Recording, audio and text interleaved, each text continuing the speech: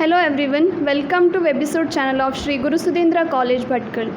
Rotaract Club of Bhatkal has organized multi-district ICYE event that's Aura 2024.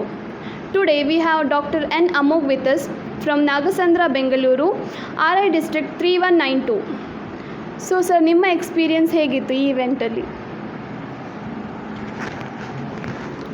As A ರೋಟ್ರಾಕ್ಟರ್ ICYE ಅನ್ನುವಂಥದ್ದು cultural exchange ಮಾತ್ರ ಅಲ್ಲ, ಎರಡು ಸಮೂಹಗಳ, ಎರಡು ಜಿಲ್ಲೆಗಳ ನಡುವೆ ಒಂದು ಬಾಂಧತ್ವ ಬೆರೆಯುವಂಥದ್ದು. ಹಾಗೆ ನಮ್ಮಲ್ಲಿರುವಂತಹ ವಿಶೇಷತೆಯನ್ನು ಈ ಕ್ಲಬ್ಗೆ ಪರಿಚಯಿಸುವಂಥದ್ದು, ನಮ್ಮಲ್ಲಿರುವಂಥ ಸಂಸ್ಕೃತಿಯನ್ನು, ಕಲೆಯನ್ನು ಅಥವಾ ನಮ್ಮ ಸಹಭಾಗಿತ್ವಗಳು ಹೇಗಿದೆ, ಹಬ್ಬಗಳು ಹೇಗಿದೆ ಅನ್ನೋದ್ರ ಬಗ್ಗೆ ನಾವು ವಿಮರ್ಶೆ ಮಾಡ್ತಾ ನಿಮಗೆ ತಿಳಿಸ್ಕೊಡ್ತೀವಿ. ಅದೇ ಥರ ಭಟ್ಕಳ ಕ್ಲಬ್ಬಿಂದಲೂ ಕೂಡ ನಾವು ಅದನ್ನೇ ತೊಗೊಂಡಿದ್ದೀವಿ.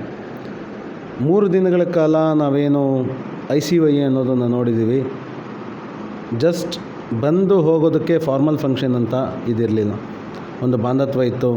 ಕ್ಲಬ್ಬಿನ ಪದಾಧಿಕಾರಿಗಳ ಜೊತೆಗೆ ಆಗಿರಲಿ, ಪ್ರೆಸಿಡೆಂಟ್ಸ್ ಜೊತೆಗೇ ಆಗಿರಲಿ, ಅಥವಾ ನೇಪಾಳದಿಂದ ಬಂದಂತಹ ರೋಟ್ರಾಕ್ಟರ್ಸ್ ಆಗಿರಲಿ, ಮುಂಬೈಯಿಂದ ಬಂದಂತಹ ರೋಟ್ರಾಕ್ಟರ್ಸ್ ಆಗಿರಲಿ, ನಮ್ಮ ಜೊತೆ ತುಂಬ ಚೆನ್ನಾಗಿದ್ದರು.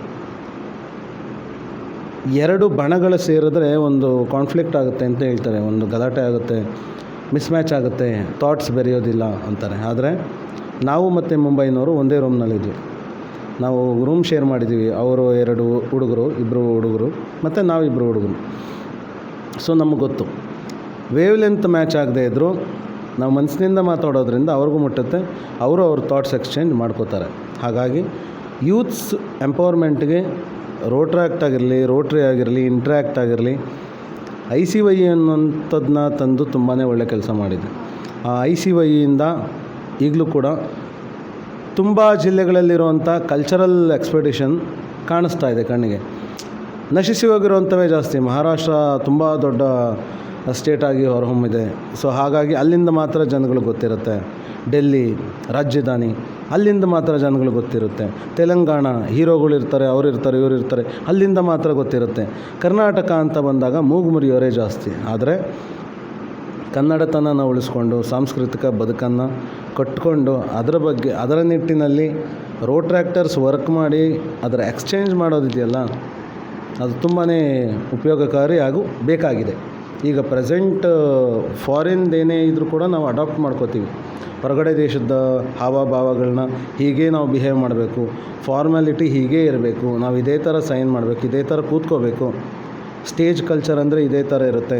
ಟೇಬಲ್ ಕಲ್ಚರ್ ಅಂತ ಇವಾಗ ಟೇಬಲ್ ಮ್ಯಾನರ್ಸ್ ಅಂತ ಮೇಂಟೈನ್ ಮಾಡ್ತಾರೆ. ನಿಜವಾಗ್ಲೂ ಇರೋವಂಥದ್ದು ಎಲ್ಲಿ ಅಂದರೆ ನಮ್ಮಲ್ಲಿ ಹಿಂದಿನಿಂದ ಏನು ನಡ್ಕೊಂಡ್ಬಂದಿದೆ ಅದನ್ನು ಮುಂದುವರಿಸೋದ್ರಲ್ಲಿರೋದು. ಆ ಮುಂದುವರಿಸೋ ನಿಟ್ಟಿನಲ್ಲಿ ಯೂತ್ಸ್ಗೆ ಅವೇರ್ನೆಸ್ ಕೊಡೋದಕ್ಕೆ ಮಲ್ಟಿ ಡಿಸ್ಟ್ರಿಕ್ಟ್ ICYE ಆರಾ 2024 ತುಂಬಾ ಕೆಲಸ ಮಾಡಿದೆ, ಹಾಗೆ ಯಶಸ್ವಿಯಾಗಿದೆ ಅಂತ ಹೇಳಲಿಕ್ಕೆ ಇಷ್ಟಪಡ್ತೀನಿ. Thank you.